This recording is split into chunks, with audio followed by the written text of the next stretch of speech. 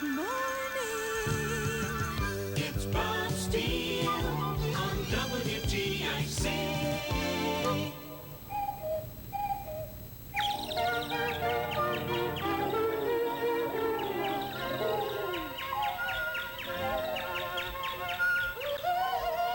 Good morning, everybody. There's our good old hunt of the Black Forest to start another day and another week.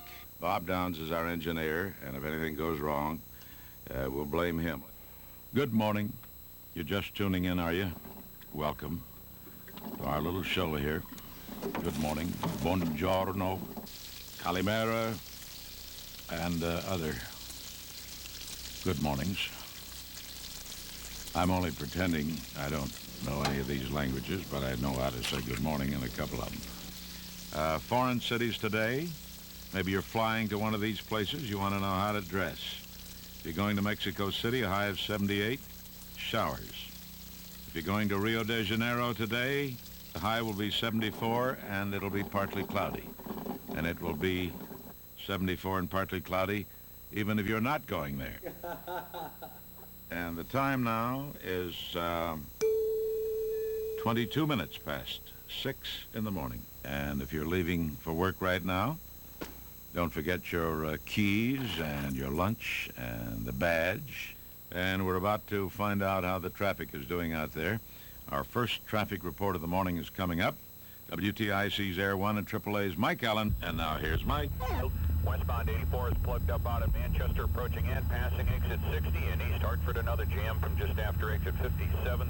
The Bob Steele Show clearly soars above the competition. On October 1st, 1986, Bob Steele celebrated his 50th anniversary of service to WTIC AM. From the 19th floor of the Gold Building, Bob broadcasts his unique blend of humor and information to a 30.1% share of his market. He currently commands the largest share held by any morning show in the top 50 markets. He keeps listeners informed up to the minute with a word of the day, gold prices, world temperatures, and the Sky One traffic report. For the AAA Auto Club, I'm Mike Allen, flying WTIC's Air 1. Bob Steele, Connecticut's radio legend.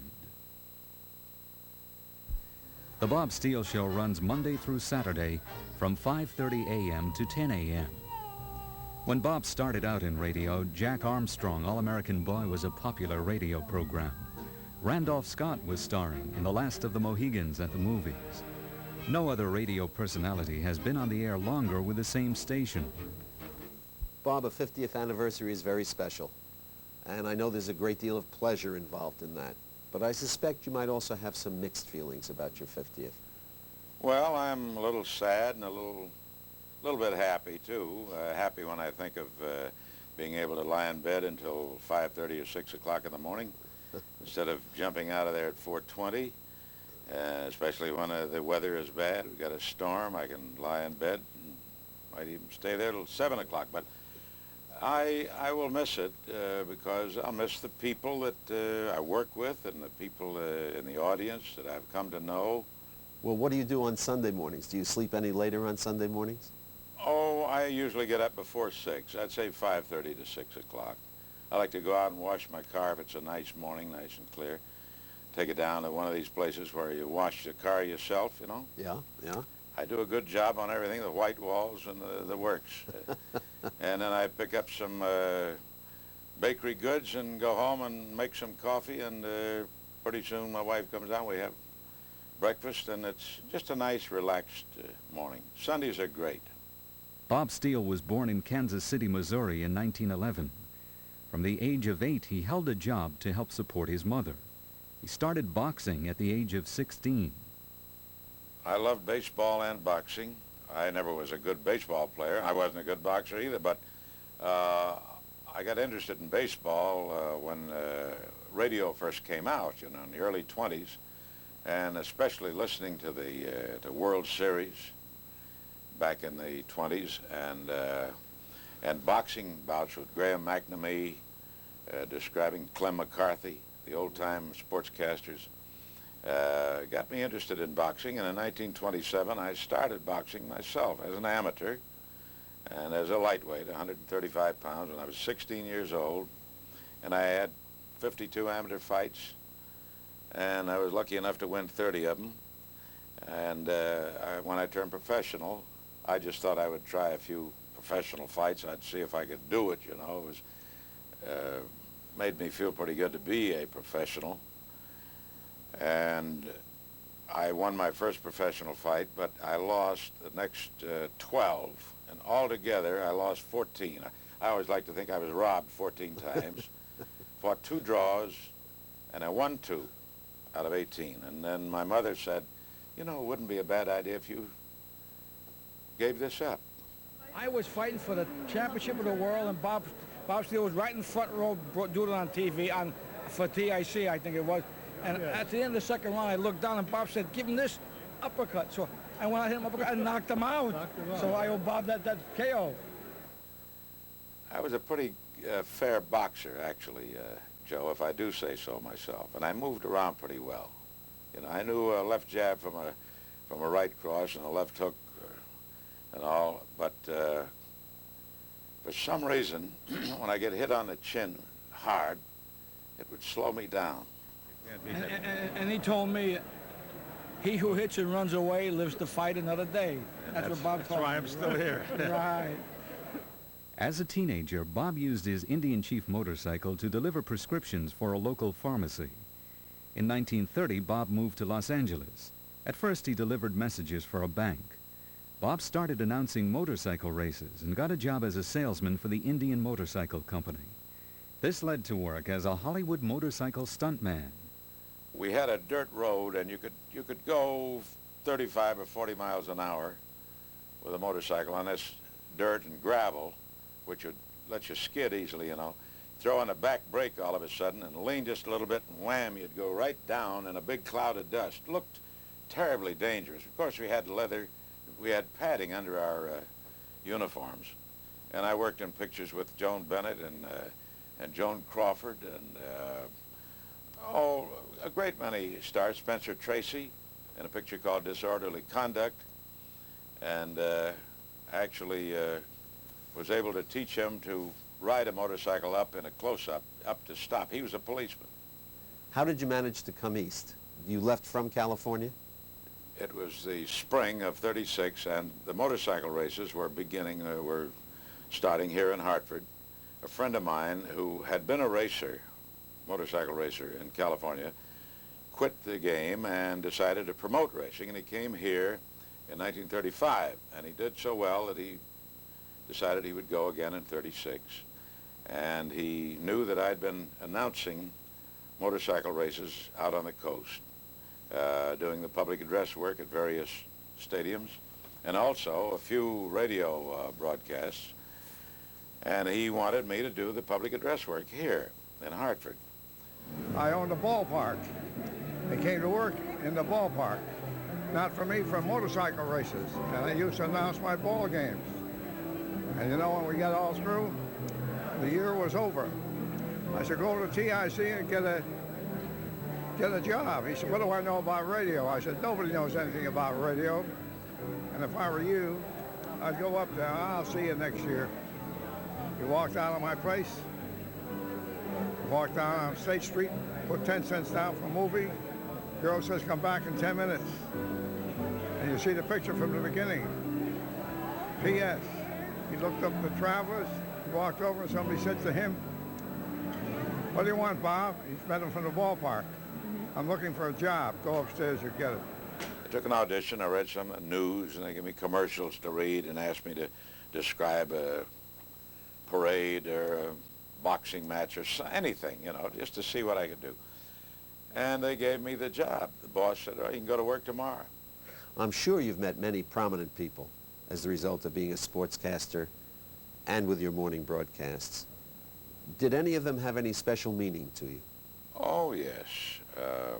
Jack Dempsey, one of the nicest guys you'd ever want to meet. I mean, you think of Jack Dempsey as being a big bruiser and a heavyweight champion of the world, a tough guy, beetle-browed, dark hair, and he usually fought with a couple of days stubble, you know, and he was just a tough-looking guy, but he was just like a pussycat, really, as so many of those fellas are. Primo Carnera.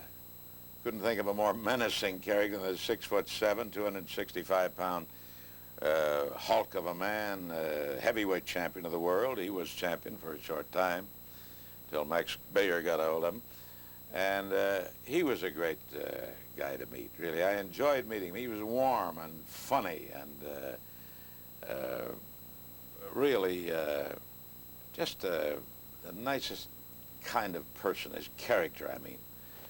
You could see what kind of person he was. Babe Ruth was very good to me, giving me an interview when he didn't have to, and when his voice was beginning to go, you know. He died of cancer, I think, of the larynx or throat. Just dozens and dozens of people, famous people that I've found to be very cooperative and very friendly, when you might think they'd be a little bit snobbish being such big shots, you know. Just regular people. Sports heroes seem to have a very special meaning to you. Do you see them as having special qualities? A prize fighter, a baseball player, a great athlete, I mean the world's greatest, has to have something besides the gift. He's got to know what to do with it. And especially a fighter, he has to have self-discipline. He has to make himself do things. Nobody wants to get up early in the morning 4 or 5 or 6 days a week and go out and run 6 or 8, 10 miles before he has his breakfast or a shower or anything. And work out in the gym every day and stay away from parties and wine, women, and song, that sort of thing. He has to make himself do that. Nobody can say, hey, you can't go to that party, or you must do this, you must do that. He's the only one who can do that. Self-discipline. I'm glad Bob Steele never picked me to win. He always picked me to draw even. He never picked me to win, because any guy he picks, forget about it. You know, he had 62 straight losers. That's right. We have requests from golfers and baseball players and so on that he not predict that their teams or their individual achievements will be at the top of the board, because they want to have a shot at it. I mean, poor Greer Jones stopped coming to the GHO because of Bob Steele. But it's just one more of the charming things about Bob. You know, he's just unique, absolutely. Here, Bob hawks the Hartford Times on the corner after his prediction fell through. I've always had the feeling of, for the 30 years that I've been doing sports on radio and TV here, that we were all a sort of family of sports fans together, and a friendly family, in spite of the few unfortunate predictions I've given you. You've been waiting, I know, for months for this.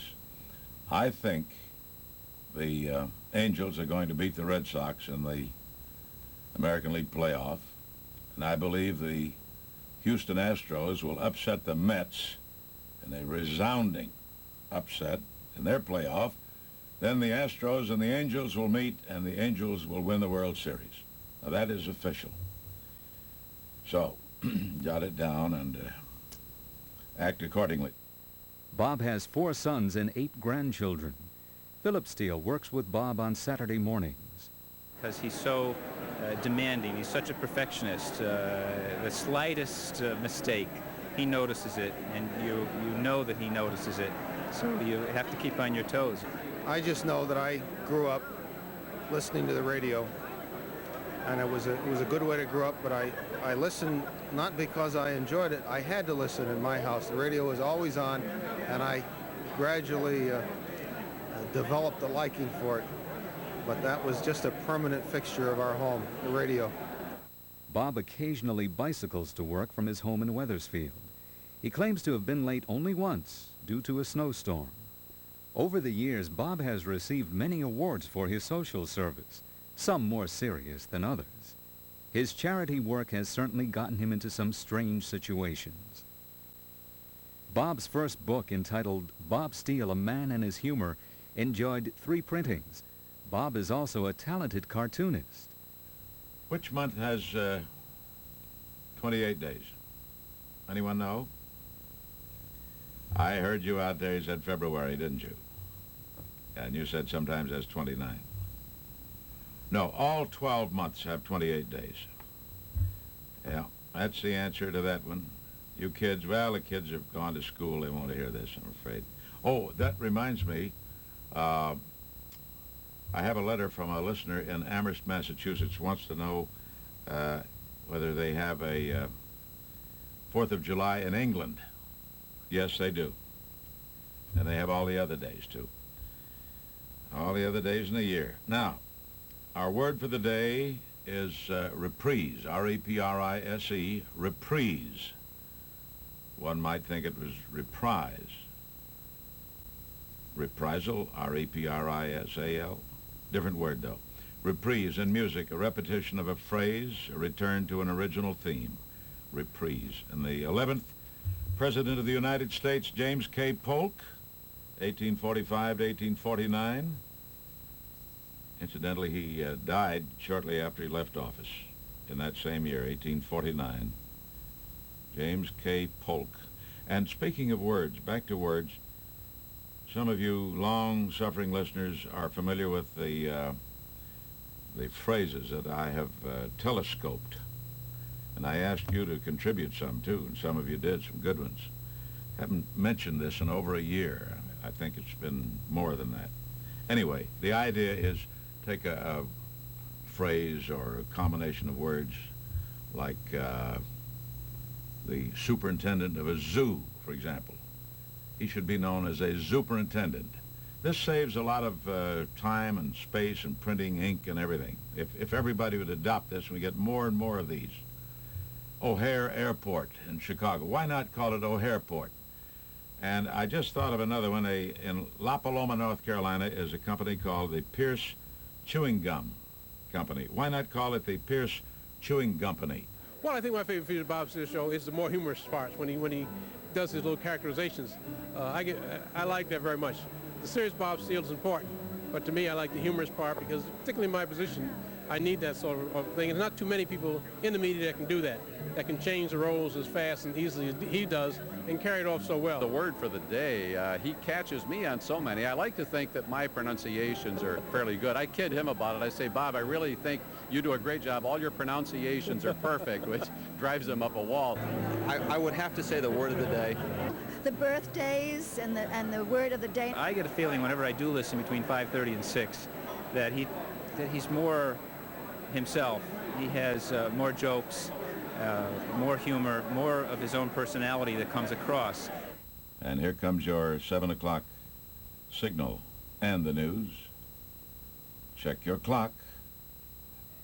And here's Bryant Thomas and the news. Good morning, Bryant. Good morning, Bob. Good morning, everyone. Hartford temperature now 65. WTIC AccuWeather calling for breezy and warm conditions today as summer returns.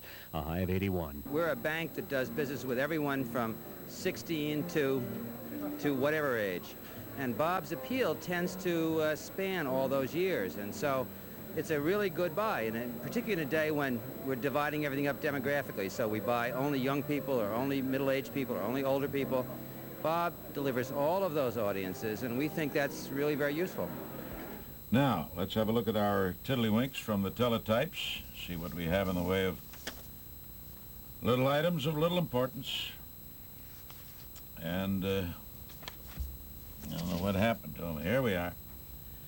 It's too bad this isn't on TV, because I know people think I'm kidding when I say I can't find this or that or the other.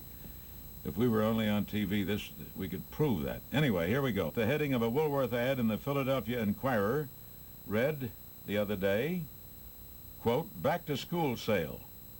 And directly below the heading was a picture of one of the back-to-school sale items, a 12-gauge shotgun. Good morning, Scott. Good morning, Bob. From the can to the fans, Boston is done proud. Bring on the Angels. The Giants come from behind. The Pats come from ahead. Details from the 1080 Sports World in 1 minute. Bob receives about 50 letters per day.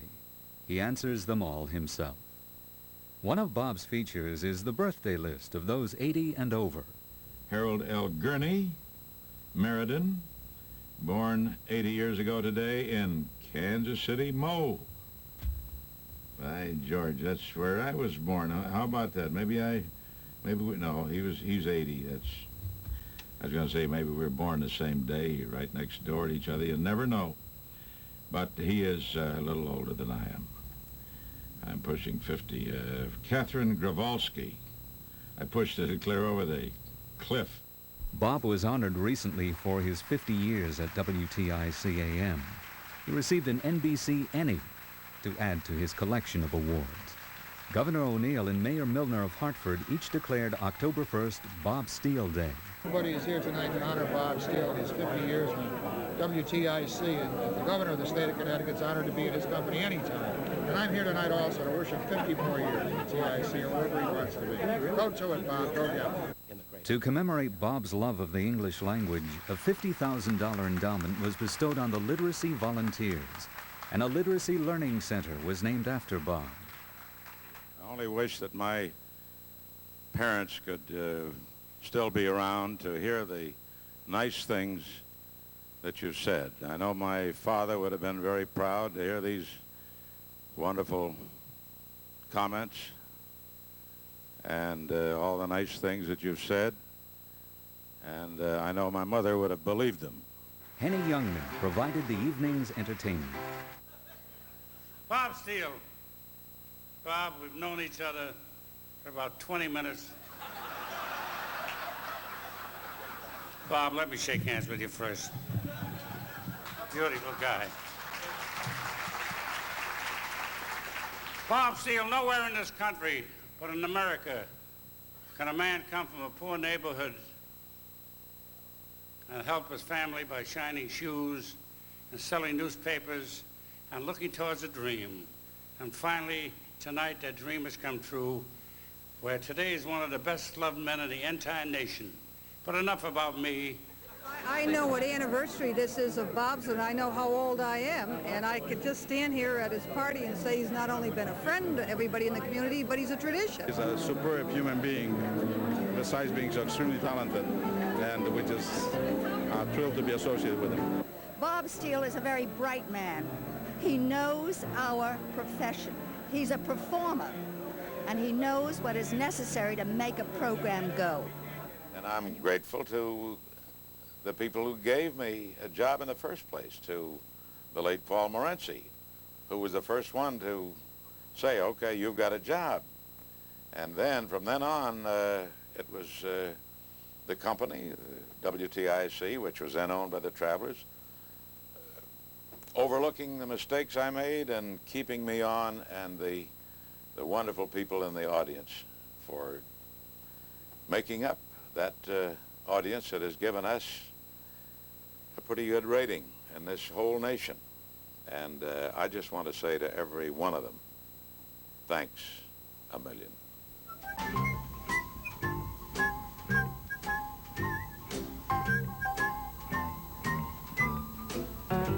I can see you dancing around the kitchen. Oops, you just dropped an egg. It spoils it all. Right on your new shoe.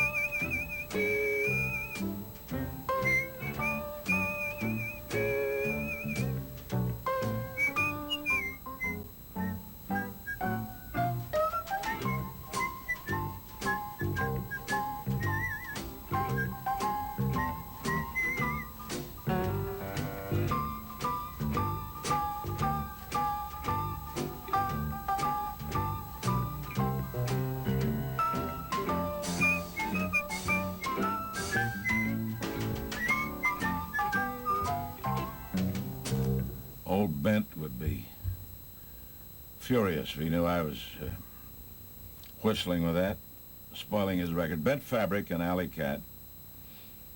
And the boss probably, too. He told me not to whistle anymore, but I just took a gamble. I figured maybe he's out of town. This is WTIC, AM 1080 in Hartford.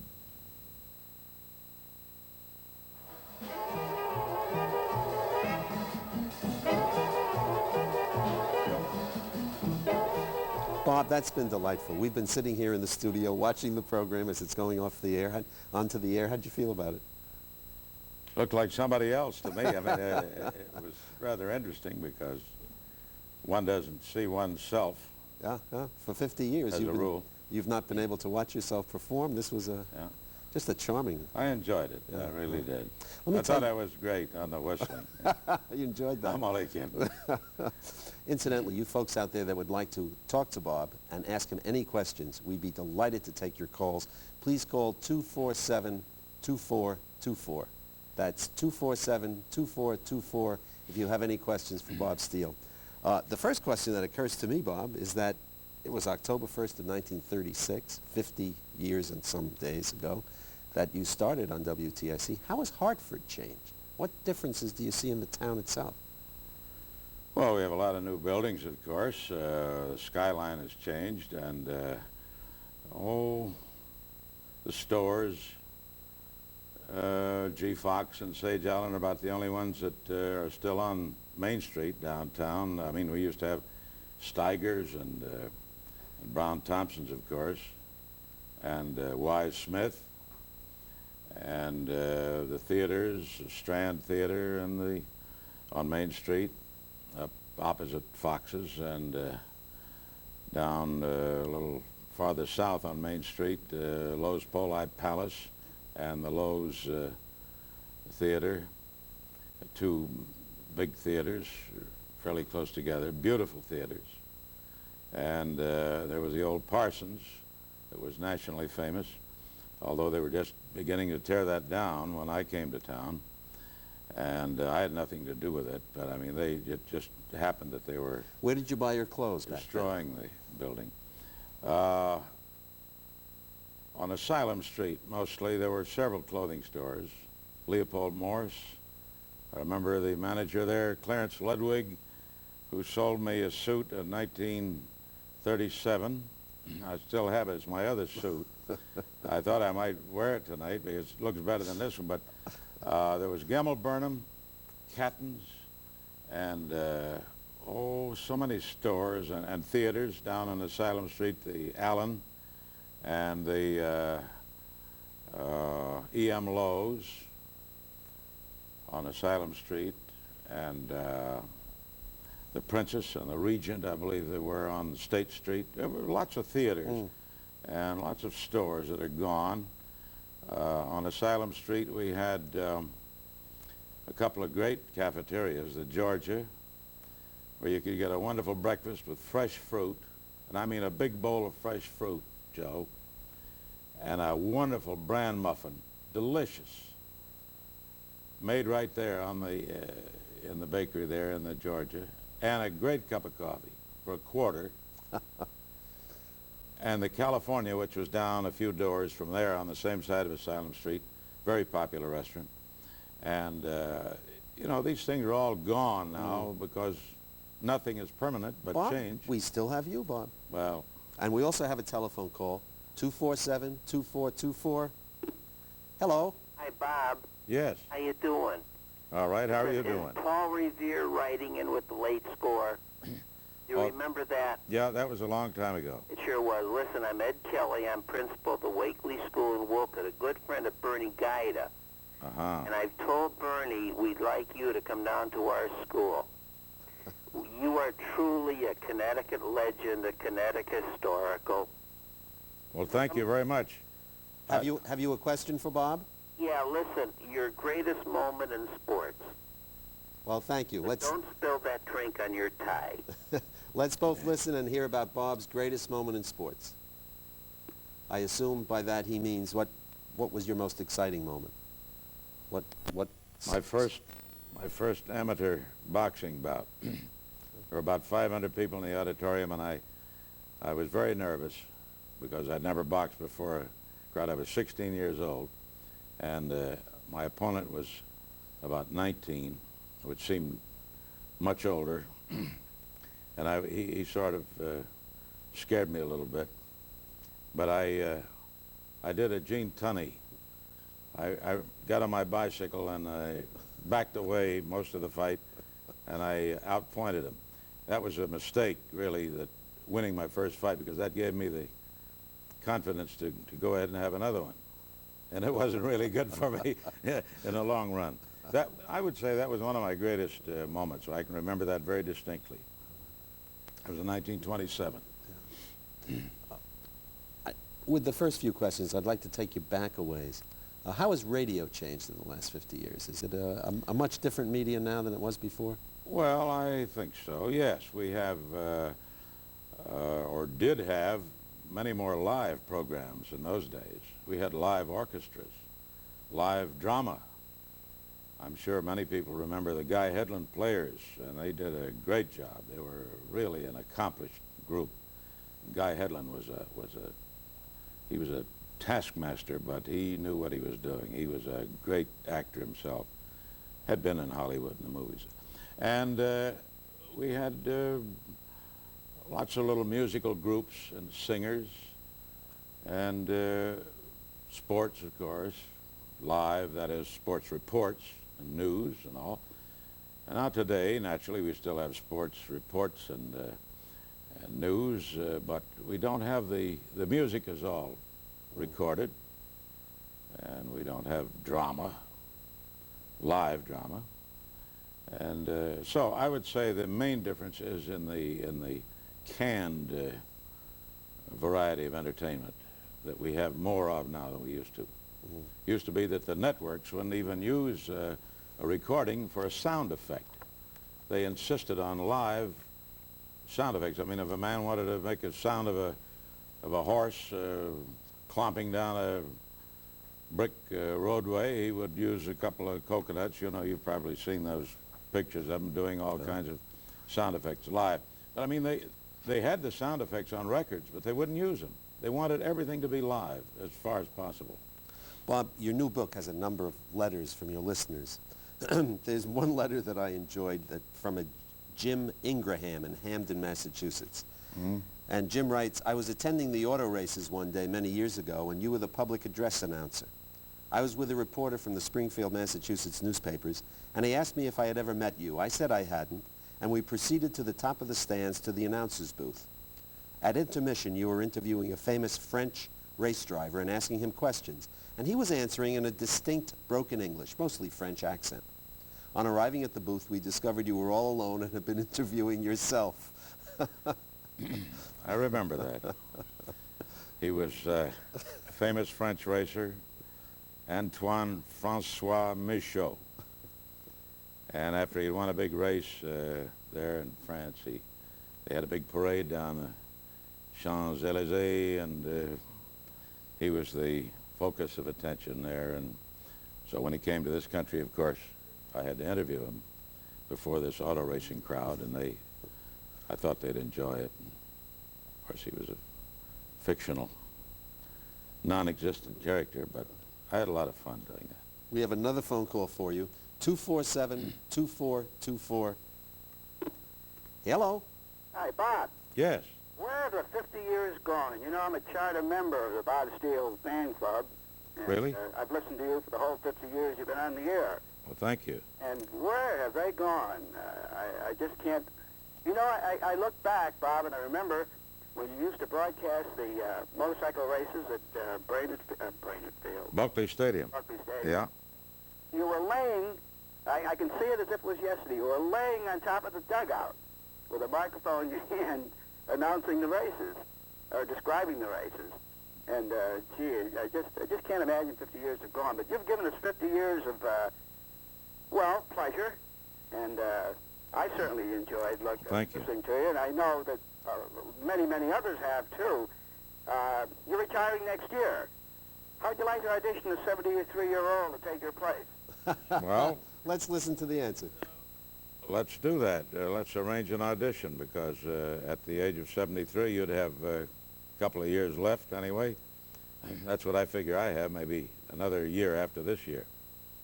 Do you have a retirement time set for yourself, Bob? Yes, yes. I plan to retire at the end of next year. That is, the end of it in December of '87, at least from the air. Then I'll be a consultant at TIC for the year '88, and then I will just disappear. Have you thought about what vanishing act? Have you thought about what you'd like to do after your time at WTIC is over? Well, I would like to tour the United States. I've been around most of the country, but I will always enjoy driving up. I mean, there's always new places to visit.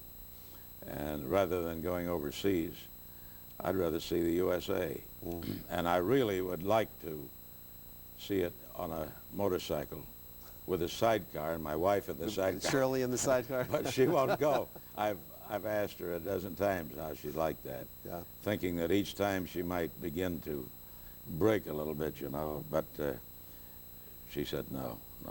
247-2424. Hello. Hello, yes? Yes, Bob Steele's here. Do you have a question for him or a comment? Yes, I do. Hello. Hello, Bob? Yes, yes. We like your show every morning. We're waiting to get ready for work, and we listen to it, and we think it's very great. The only thing I was hoping is we would have gotten to hear you announce your 80th birthday on your birthday club. Well, that would mean working another 5 years and getting up at 4:20 in the morning. I don't think I can do it. I think another year will just about do it. Thank you. That is an intriguing thought, though, announcing your own 80th birthday on your show. I'm sure you've thought of that. I'm sure you've thought of that. I can do it on April 1st and then next year, and then say April Fool. I'm not really 80. It's the only way I can do it. Your birthday club has been a big part of your radio program and an intriguing part. There are two letters in this book, in your new book, that are fascinating. One is from a Connie Moulton in South Windsor, Connecticut. Connie writes, recently I wrote and asked you to announce my grandmother, Ida Jane Moulton's birthday. Thank you for doing such a fine job. We recorded your announcement. She wasn't able to hear it on radio because she's quite deaf. At her birthday celebration that evening, we played it loud and clear, and a big smile broke over her face. When you repeated her name and age, she was very pleased. One of the family asked, how many years has Bob Steele been announcing your birthday? She thought for a moment and said, it must be 27 since I was 80 years old. 107 years old. Yeah, remarkable. That. On the next page, the one that really gives me a chuckle is the woman who refused surgery scheduled for the next day because her 80th birthday was coming and she didn't want to miss the announcement. Bob, that's amazing. That's amazing.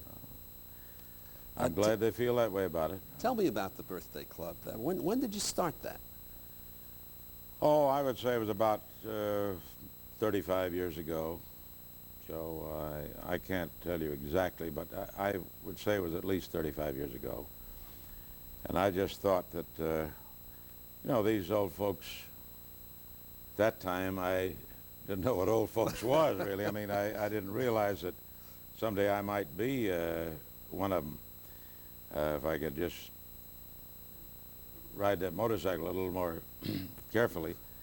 I might reach that age, but I always thought when I was a younger fellow that the old-timers don't get a heck of a lot of recognition once they've passed a certain point, maybe 50 or 60 in their lives. They're sort of pushed into the background, and they would like to get a little bit of publicity.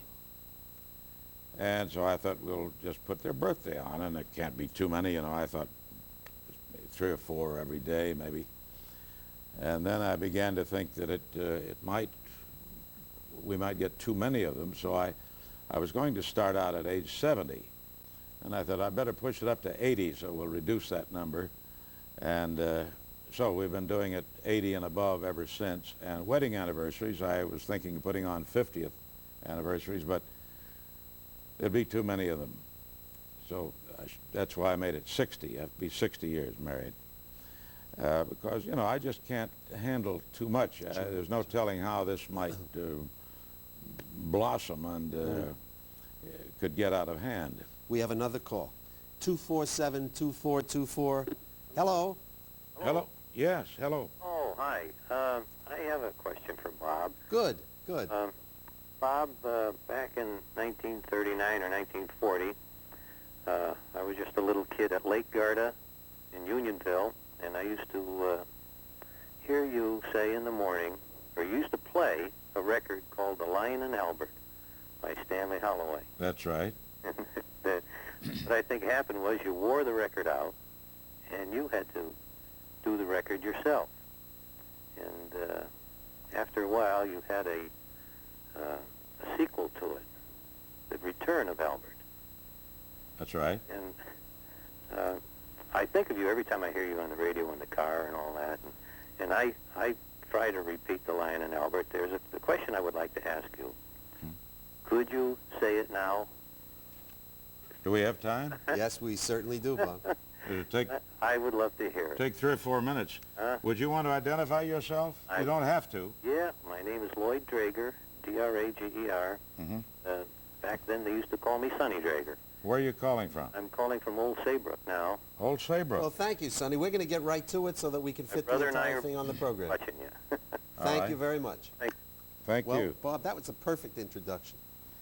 Yes, I didn't think anybody would ask for it, but I had it ready just in case. There's incidentally, this is supposed to be in a Lancashire dialect, Joe, and I don't know how close I can come to it, but I'll try. There's a famous seaside place called Blackpool that's noted for fresh air and fun.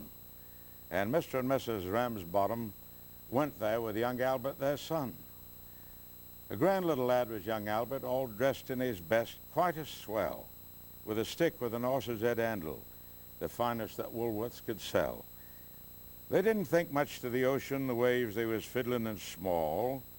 There was no wrecks and nobody drowned. In fact, nothing to laugh at all. So seeking for further amusement, they paid and went into the zoo, where they'd lions and tigers and camels and old ale and sandwiches, too. There were one great big lion called Wallace. His nose were all covered with scars. He lay in a somnolent posture with the side of his face on the bars. Now, Albert had heard about lions, how they was ferocious and wild. To see Wallace lying so peaceful, well, it didn't seem right to the child. So straightway the brave little fella, not showing a morsel of fear, took his stick with its horse's head handle and pushed it in Wallace's ear. You could see that the lion didn't like it. For giving a kind of a roll, he pulled Albert inside the cage with him and swallowed the little lad whole. Then Pa, who had seen the occurrence and didn't know what to do next, said, "Mother, yon lion's at Albert." And Mother said, "Well, I am vexed." And then Mr. and Mrs. Ramsbottom, quite rightly, when all's said and done, complained to the animal keeper that the lion had eaten their son. The keeper was quite nice about it. "What a nasty mishap," he said. "Are you sure it's your boy he's eaten?" Pa said, "Am I sure? There's his cap." The manager had to be sent for, and he came, and he said, "What's to do?" Pa said, "Yon lion's at Albert, and him in his Sunday clothes, too." Then Mother said, Right, young feller. I think it's a shame and a sin for a lion to go and eat Albert, and after we've paid to come in." The manager wanted no trouble. He took out his purse right away, saying, "How much to settle the matter?" Pa said, "What do you usually pay?" But Mother had turned a bit awkward when she thought where Albert had gone.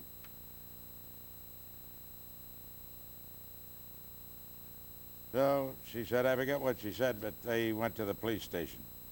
Off they went to the police station in front of the magistrate chap, and they told him what happened to Albert and proved it by showing his cap. The magistrate gave his opinion that no one was really to blame, and he said that he hoped the Ramsbottoms would have further sons to their name. At that, Mother got proper blazing, and "Thank you, sir, kindly," said she. "What waste all our lives raising children to feed ruddy lions? Not me." That's wonderful. Let's take a call, Bob, and if we have some time, yes, you have a second return of Albert, haven't you? I think we missed a paragraph or something there. I don't know. But I knew this would happen someday in front of 1 million or so people. Do we have a call? Yes, we do. 247-2424, and we have a call. Hello. Hello, Bob? Yes, hello. I'm calling from Unionville, Connecticut. Uh-huh. I was wondering all day today if you got that controller that you were promised by Sound Playground yesterday. No, I didn't. They gave me a newfangled thing that didn't have any handle on it, no crank, a modern one. So you're not going to be able to play your Caruso record? No, or Al Jolson or Eddie Cantor records. I'm sorry, but thanks for being concerned. Thank you for the question. That raises the issue of the music on your program. Bob, you've been known for so many years for the warm and wonderful and older music, the people whose names you've just mentioned, and some of the old songs that really pull at the heartstrings. there's not much of it on your show anymore. No, well, of course, I don't select the music, Joe, really, and I don't have anything to do with the surveys and knowing how many people are listening, that is, in certain age groups. I don't even think about that, but of course, somebody has to think about it, and they're the people who handle the business. They have to take in money in order to stay on the air, and they know the best way to do that. They have ways of figuring that out that I don't know anything about. Well, have you found that your audience seems to enjoy it? Well, of course, some people like it and some don't. I mean, you can't please everyone, but we do play good modern music, no rock and roll, nothing that's really what I'd call trashy. You know, we play good music, and I always play one oldie every morning, right after the birthdays, when I figure we've got a few older listeners listening. And we play some old favorites, maybe Sir Harry Lauder or Frank Crumit and Julius Sanderson, or some old record that I figure the old-timers will enjoy. Okay, let's... Because they should have their inning, too, I think. Sure. 247-2424, and we have another phone call. Hello. Hello.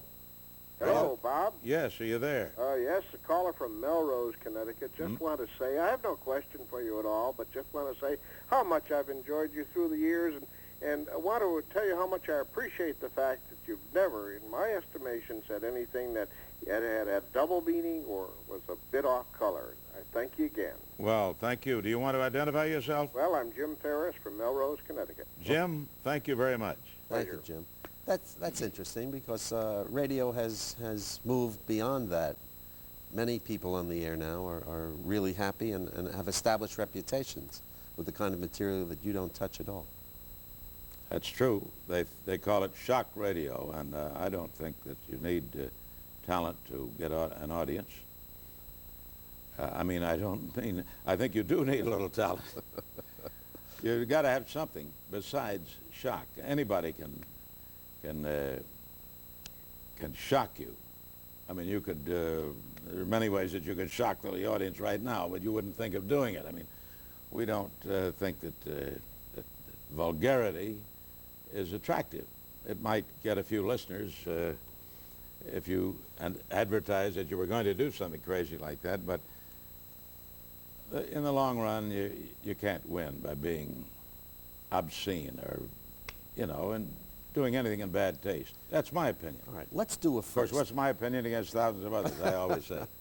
Bob, let's do a first. You've never read the Lion and the Albert and The Return of Albert at the same time on the same program. No, I don't think I have. Let's go to it. Think we have time? Yeah, I think we've got the time. Well, I hope the folks out there can stand it. This is The Return of Albert. Incidentally, this is by a man named Marriott Edgar, who was a real master of this kind of poetry. You've heard how young Albert Ramsbottom in the zoo up at Blackpool one year with a stick and with an horse's head handle gave a lion a poke in the ear. The name of the lion was Wallace. The poke in the ear made him wild, and before you could say, "Bob's your uncle," he'd up and he'd swallowed the child.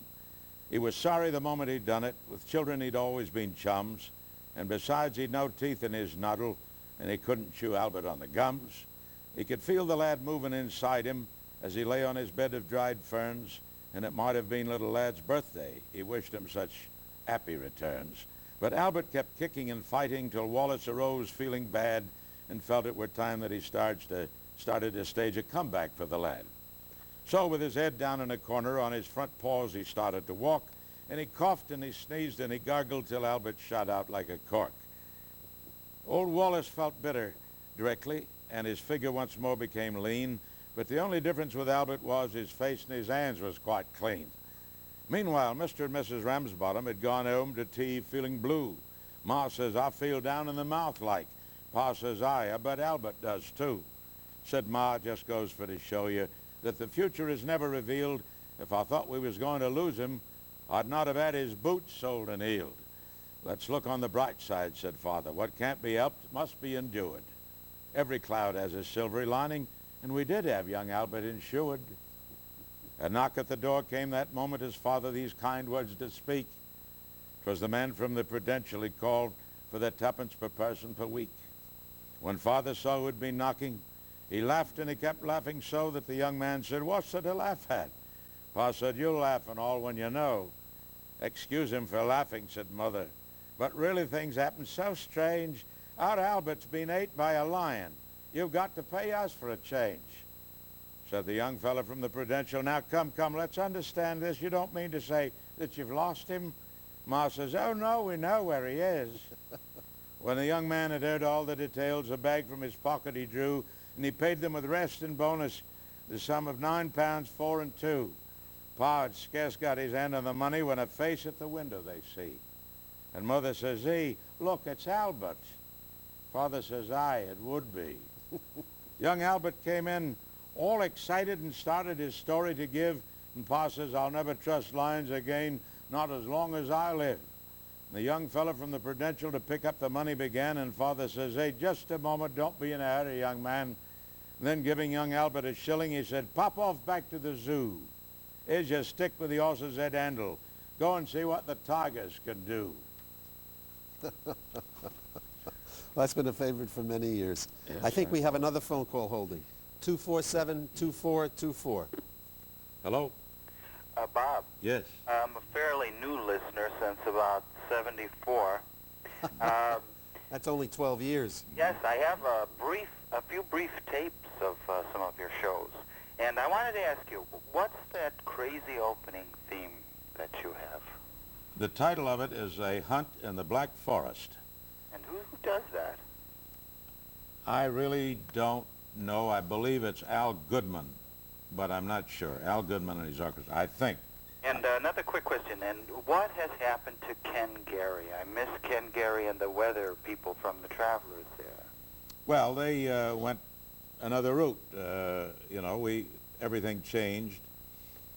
I haven't been able to find out where Ken Gary went. Well, Ken, the last time I heard he was on Channel 3, but I can't tell you where he is now. I haven't heard him myself lately. All right, that's just about it. I'm calling from Waterbury. And I agree with you that Ken was a very good weatherman. I always enjoyed him. Thank you very much. Thank you. There's one other thing I want to ask you to read. We have it on the, it happens to be on the cover of your new book, and it's the Mill Famey story. Oh? Actually, yes. It's Millard Fillmore Famey. I don't know right. whether you want to read it or whether you... Well, I suppose I could read it, take less time than to ad-lib it. The greatest pitcher I ever faced, Millard Fillmore Famey of the Sioux City Scouts. A super relief pitcher, he threw nothing but strikes and he needed no warm-up. Being so terrific, he enjoyed certain privileges. He could drink beer in the dugout or even right out on the mound if he felt like it. In the 1929 championship game, we were behind 2-0 in the bottom of the ninth. The Sioux City pitcher suddenly weakened and loaded the bases on 3 dinky hits with nobody out. Famey was summoned.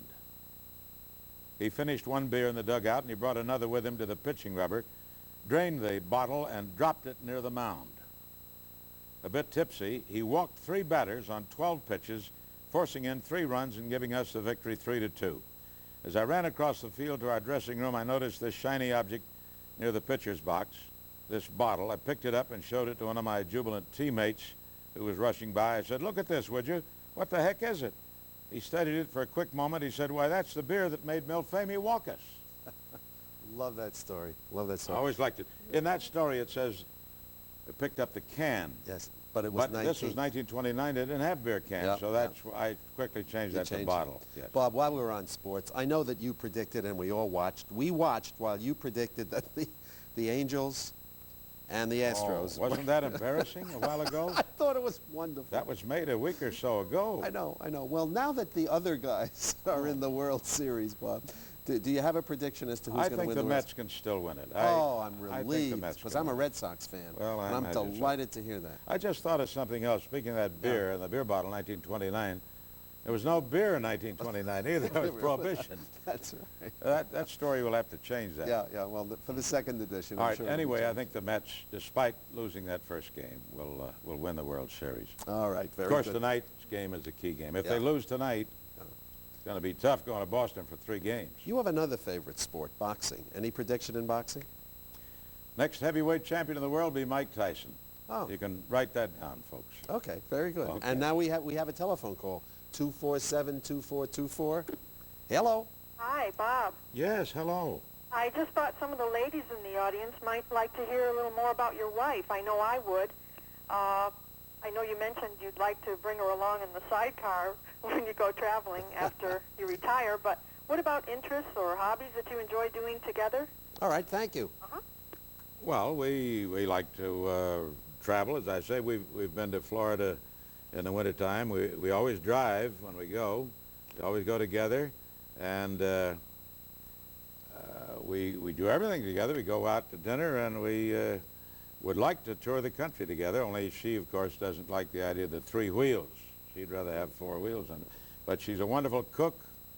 She is Swedish, and when I first saw her, something like 50 years ago for the first time, I thought she was the most beautiful girl in the world, and I still do.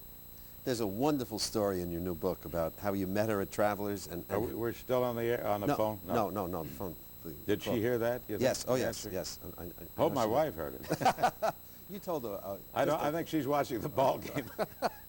You told a wonderful story about this pretty woman that you had met at Travelers at WTIC, yeah, and how you used somebody else's automobile to con her into a first date. Well, I didn't use the car. That happened to get into the story. Actually, the truth is that one of our engineers owned a 1930 model. This was in 1936 or 37, mind you. A 1930 Cadillac Phaeton open car, a beautiful thing, and he kept it like brand new, like in showroom condition. And a lot of people used to see it parked outside the Travelers there and admired it, all the employees, and they were under the impression, they knew it was a radio man from TIC. And when I asked my wife for a date, when I wrote her a note after I'd seen her this first time, she thought that I was the owner of that car, and she says, okay, I'll take a chance, I'll go out with you once. All right? Thank you, Bob. She didn't know I didn't even have a motorcycle, a bicycle. Thank you very much. This has been an hour of celebration with your friend Bob Steele. It's been a pleasure talking to you, Bob. It's been very pleasant spending my time with you. Thank you.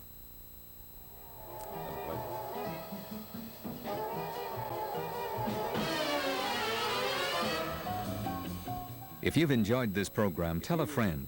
A copy of Bob Steele's new book. Please send a check or money order for $18.65 to Spoonwood Press, care of CPTV, 24 Summit Street, Hartford, Connecticut, 06106.